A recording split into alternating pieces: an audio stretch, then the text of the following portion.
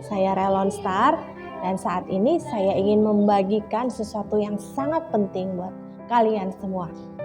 Tahukah saudara bahwa dalam hidup kita ini ada dua oknum yang memegang kendali atas hidup kita?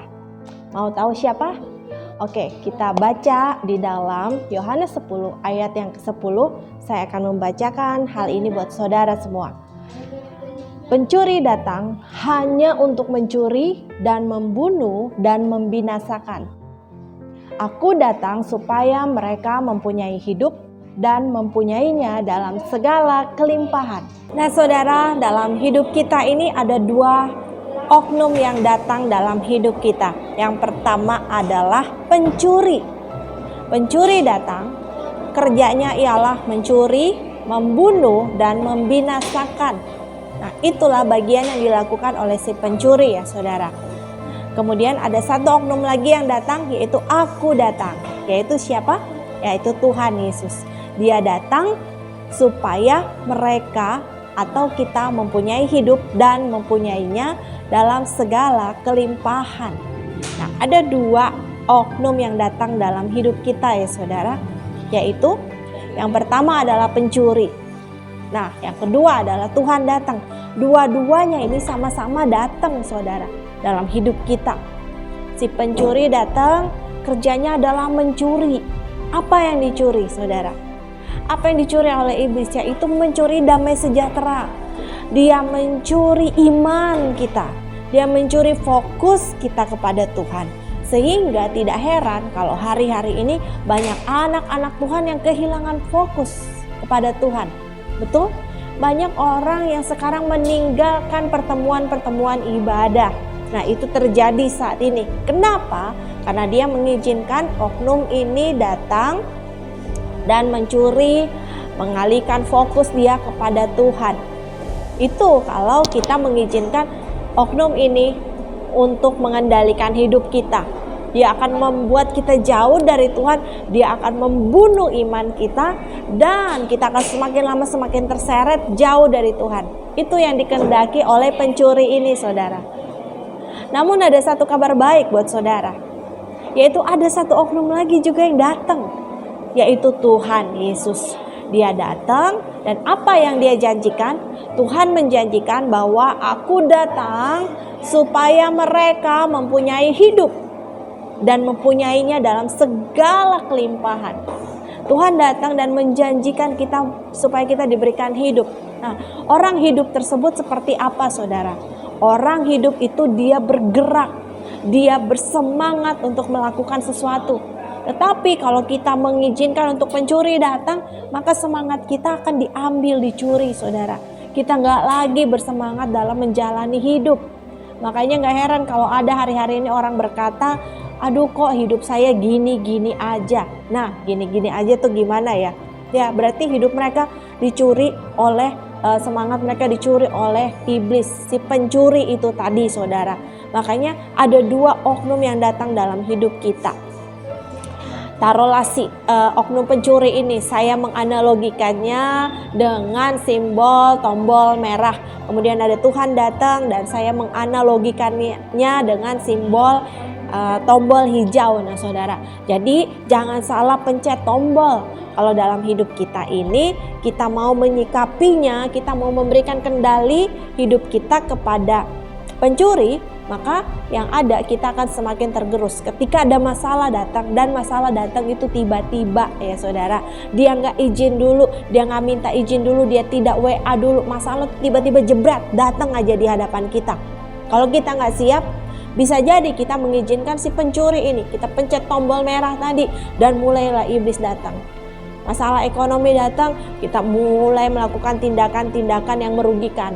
Melakukan pinjaman online sehingga kita gali lubang, tutup lubang. Kemudian ada masalah apa lagi datang? Sakit penyakit datang. Kita membutuhkan iman yang konstan supaya kita beriman bahwa kita sembuh. Namun tiba-tiba pencuri itu datang sehingga membunuh iman kita. Kita jadi ragu, Tuhan ini masih berkuasa gak sih menyembuhkan sampai saat ini? Nah, seperti itu saudara, kalau kita mengizinkan pencuri datang dan menguasai kehidupan kita. Namun Kalau kita mengizinkan supaya kita pencet tombol hijau tadi supaya Tuhan datang dan menguasai hidup kita, maka ya saudara, yang terjadi kita akan diberikan damai sejahtera. Yang pertama, ketika masalah datang itu, Tuhan berikan yang pertama kali adalah damai sejahtera dulu, sehingga kita bisa tenang. Kemudian ketika ketenangan itu dapat, kita bisa berpikir, kita bisa berdoa. Dari doa tersebut kita mendapatkan jalan keluar. Nah, itulah yang dilakukan saudara oleh anak-anak Tuhan. Nah, kemarin saya bertemu dengan seseorang dan dia bersaksi ya bahwa bulan ini dia itu benar-benar tidak punya uang untuk membayar sekolah anaknya, yaitu sebesar 770.000. Nah, kemudian karena suaminya itu pekerjaannya driver online, kemudian ada kerja juga di perusahaan tetapi gajinya tidak besar, sehingga mereka benar-benar minus di bulan ini. Mereka kekurangan. Nah, apa yang dilakukan oleh si istri dari suami tadi? Istrinya berdoa. Dia datang kepada Tuhan dan menaikkan permohonan kepada Tuhan.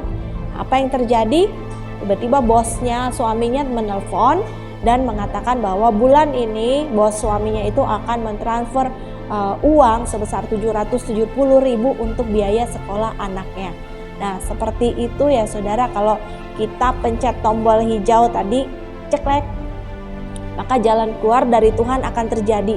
Tetapi banyak orang ini saat ini tidak sabar. Gak sabar menanti pertolongan Tuhan, tidak sabar menanti jawaban Tuhan. Kalau terjadi sakit, buru-buru langsung cari dokter A, gak berhasil dari dokter A ke dokter B, tidak berhasil dokter B, pergi kepada alternatif dan lain-lain saudara, sehingga makin lama makin salah obat yang dikasih. Nah, seperti itu ya saudara. Tapi kalau kita mengizinkan Tuhan datang dalam hidup kita, kita akan diberikan ketenangan. Dari ketenangan tersebut kita dikasih hikmat oleh Tuhan, dan dalam menjalaninya Tuhan berikan kita kekuatan. Jadi saudara, pilihan ada di tangan saudara.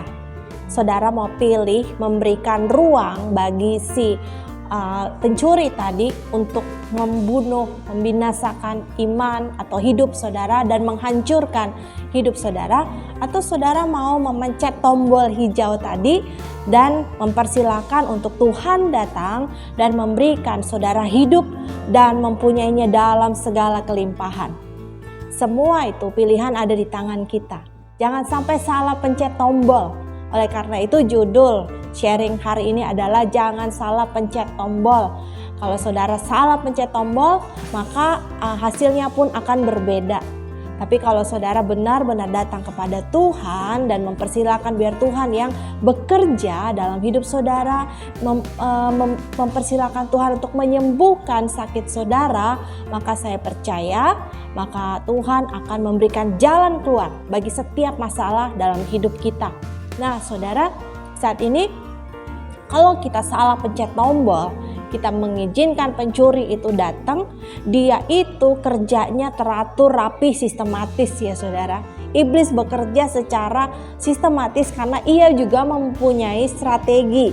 Jadi kalau saudara tidak lebih cakap dari iblis saudara, saudara pasti akan hanyut, saudara akan binasa. Firman Tuhan yang katakan seperti itu saudara. Tapi kalau kita isi terus pikiran kita dengan kebenaran, dengan firman Tuhan, maka ada kekuatan yang muncul dari dalam. Sehingga ketika Anda berdoa dan menantikan kesembuhan, bertekunlah di dalam doamu. Saya percaya akan ada saatnya Tuhan akan menyembuhkan penyakit saudara. Dan ketika saudara mengalami masalah rumah tangga, ekonomi, bertekunlah dalam doa, biarkan Tuhan ini aku datang, biarkan Tuhan memberikan saudara hidup dan dalam berkelimpahan. Biarkan Tuhan yang bekerja sehingga masalah rumah tanggamu akan dipulihkan oleh Tuhan. Nah saudara, kuncinya adalah kita bertekun terus menantikan dan kita memencet tombol hijau tadi supaya Tuhan yang bekerja dalam hidup kita, kita dengan sabar menantikan pertolongan Tuhan. Saat ini apa masalah hidupmu saudara? Saudara sedang menantikan jawaban Tuhan atas penyakitmu. Kau mungkin mengalami sakit dan mungkin sakitnya berkepanjangan. saudara bertekun dalam doa. Mari izinkan Tuhan untuk datang dalam hidupmu dan pegang kendali atas hidupmu. Orang yang bertekun dalam doa, saya percaya suatu saat dia akan mengalami jalan keluar. Tuhan akan memberikan kekuatan bagi saudara selama saudara menantikan kesembuhan. Jangan berikan kesempatan pada si jahat, pencuri untuk mencuri iman saudara dan membinasakan sampai saudara meragukan kuasa Tuhan. Saudara gak yakin lagi apakah Tuhan itu ada, apakah Tuhan mendengar doa-doa saudara. Tuhan pasti mendengar. Nantikanlah pertolongan Tuhan, tetap teguhlah di dalam iman saudara, maka Tuhan akan memberikan Anda kehidupan dan hidup yang berkelimpahan. Tuhan memberkati.